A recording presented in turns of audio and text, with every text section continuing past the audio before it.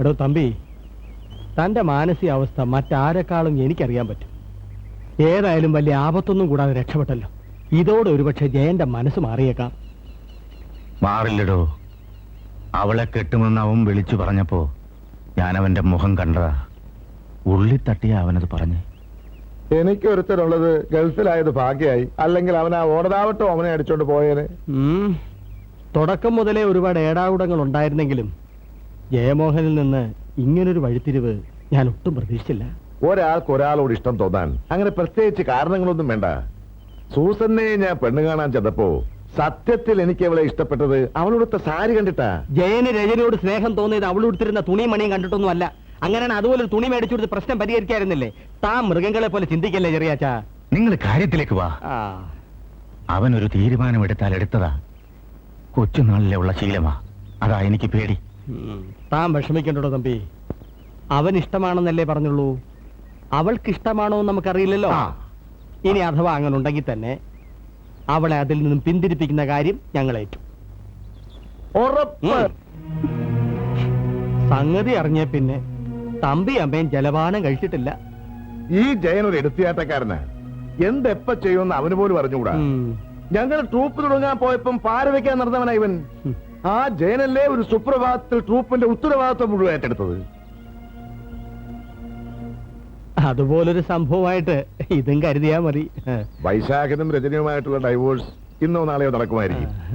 എന്നാൽ ഉടനെ വേറൊരു വിവാഹം എന്നൊക്കെ പറയുമ്പോ അതെ, അങ്ങനെ ഒരു ജീവിതം ഞാൻ മോഹിച്ചിട്ടില്ല. ഞാൻ കാരണം ആരും വേദനിക്കരുതെന്നേ ഞാൻ ആഗ്രഹിച്ചിട്ടുള്ളൂ. അതാ എന്റെ ജീവിതം ഇങ്ങനെയായത്. ആർക്കും ഒരു ഭാരമാവാതെ ഇത് അവസാനിപ്പിച്ചാലോ എന്ന് പലവട്ടം ആലോചിച്ചതാ. അച്ഛനെ ഓർത്തിട്ട് മാത്രം.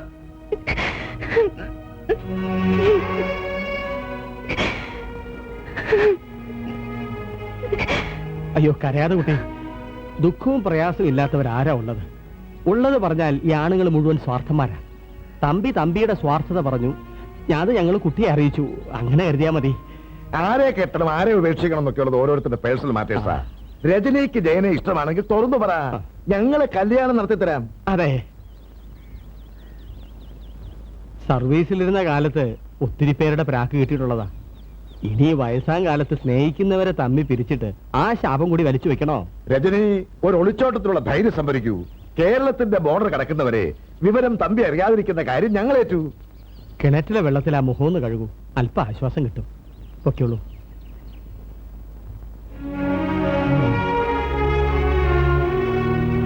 പാവം.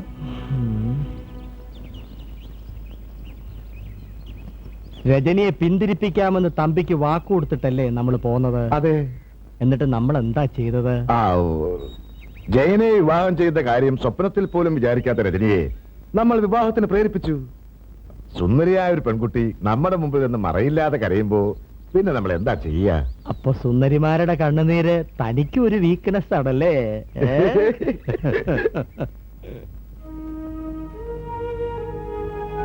തമ്പി സാറും മുത്തശ്ശിയൊക്കെ വളരെ നല്ലവരാ. എന്റെ പേരും പറഞ്ഞ് അവരെ എന്തിനാ ഇങ്ങനെ വേദനിപ്പിക്കുന്നത്? എന്റെ അവസ്ഥ മനസ്സിലാക്കി എനിക്കൊരു ജീവിതം വാഗ്ദാനം ചെയ്തല്ലോ. ആ മനസ്സ് ഞാൻ ഒരിക്കലും മറക്കില്ല. പക്ഷേ 14-ാം തീയതി കേസിന്റെ അവധിയാ. കൂട്ടിക്കൊണ്ടു പോവാൻ അച്ഛൻ വരും. പോയാ പിന്നെ എന്റെ വീട്ടുകാർ വേദനിക്കുമെന്ന് കരുതിയാണോ? അതോ അവര് സമ്മതിക്കും? ഞാൻ സമ്മതിപ്പിക്കാം.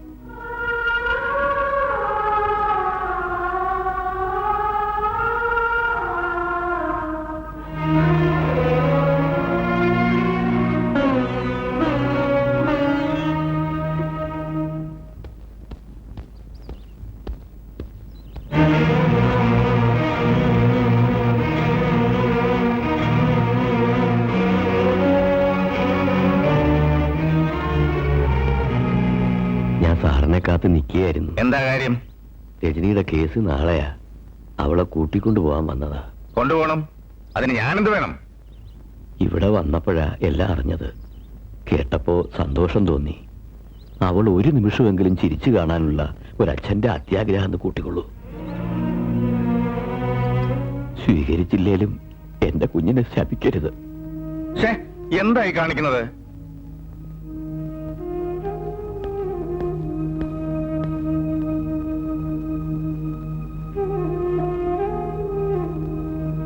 പോട്ടെ. പോയിട്ട് വരട്ടേന്ന് പറ മോളെ. അതെ, നാളെ 2 നാടകമുണ്ട്. ഞാൻ നാളെ കോടതിയിൽ വരാം.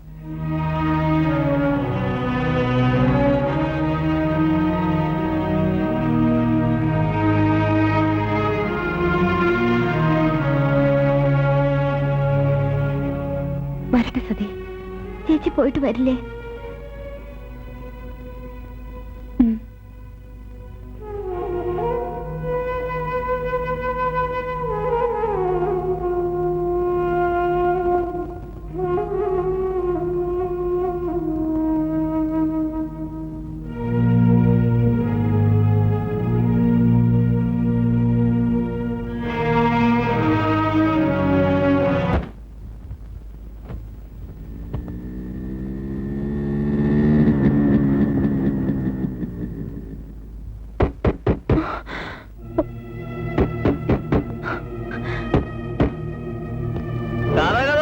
അറിയാം. ഒരു കാര്യം അറിയിക്കാനാ വന്നത്. വൈശാഖനിന്ന് മോചനം നേടിയിട്ട് അവന്റെ കൂടെ കഴിയാന്ന് നീ മോഹിക്കണ്ടടി. അങ്ങനെ ഒരു 2ാം കല്യാണത്തിന് നീ ഒരുങ്ങ ആ രാത്രി തന്നെ അവന്റെ അന്ത്യമാണെന്ന് കരുതിക്കൊടി.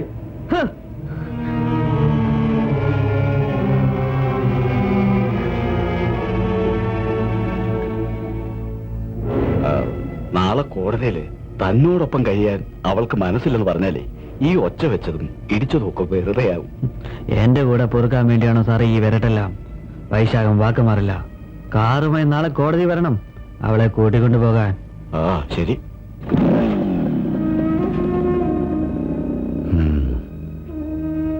അവന്റെ ഭീഷണി കേട്ട് മോള് പേടിക്കാതെ നാളെ കോടതിയിൽ തീർത്ത് പറഞ്ഞേരെ അവരോടൊപ്പം ജീവിക്കാൻ കഴിയില്ലെന്ന്. അതോടെ ദുരിതങ്ങളെല്ലാം തീരും. തന്റെ ഇടവും ആത്മാർത്ഥതയും ഉള്ളവനാ ജയൻ. അത് മോള് മറക്കരുത്.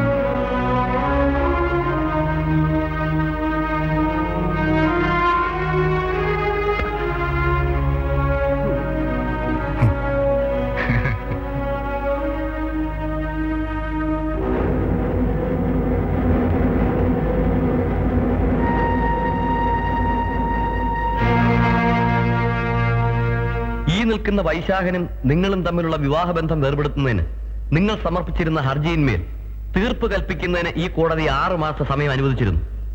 വിവാഹമോചനം ഒഴിവാക്കാനുള്ള സാധ്യത മുന്നിൽ കണ്ടുകൊണ്ട് ഒരു വീണ്ടും വിചാരത്തിന് വേണ്ടിയാണ് സമയം അനുവദിച്ചതെന്ന് അറിയാമോ? അറിയാം.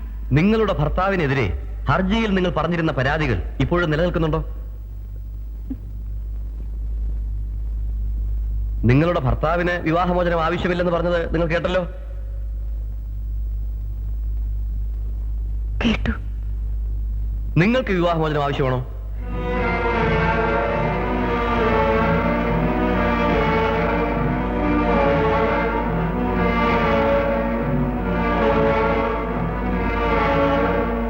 വൈശാഖനുമായുള്ള വിവാഹബന്ധം വേർപെടുത്താൻ ഇപ്പോഴും നിങ്ങൾ ആഗ്രഹിക്കുന്നുണ്ടോ എന്നാണ് ചോദിച്ചത്.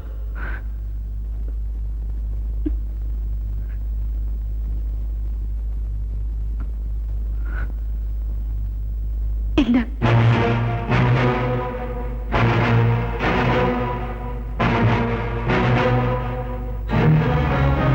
അദ്ദേഹത്തോടൊപ്പം ജീവിക്കാൻ ഞാൻ ഒരുക്കമാണ്.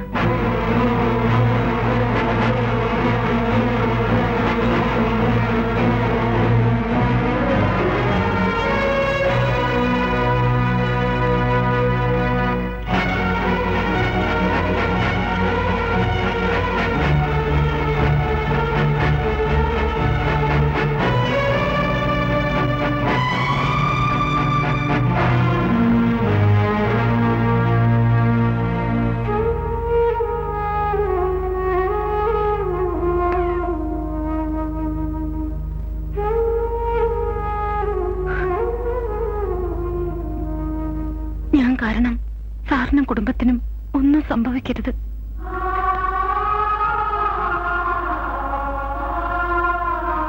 പോട്ടെ.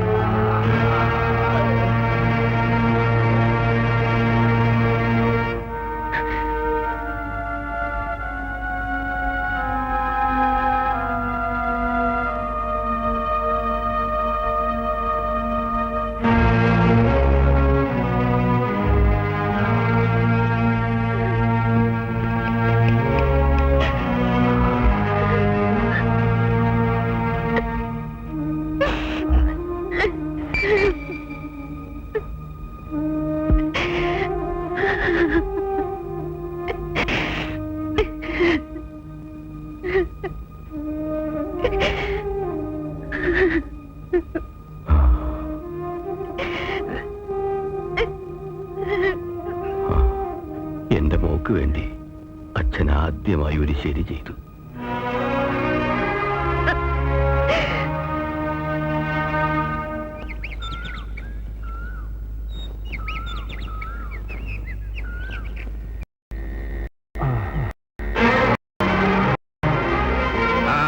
ജയനും രജനിയും വരുന്നു. എടോ തമ്പി, മണി 6 മക്കൾ എങ്ങോട്ടാ?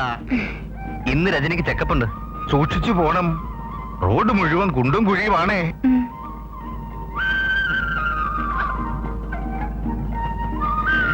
മരുമോക്ക് ഇത് എത്ര മാസമായോടോ? 6 or 7? 7. 3-4 വർഷങ്ങൾ പോയ പോക്കേ. അച്ഛാ, അട്ടക്കുളങ്ങര അമ്പലക്ഷം വിളിച്ചിരുന്നു. നമ്മുടെ ഈ വർഷത്തെ പുതിയ നാടകത്തിന് പേരിട്ടെന്ന്. എന്താ പേര്? പിന്നെയും പുലിവാല്.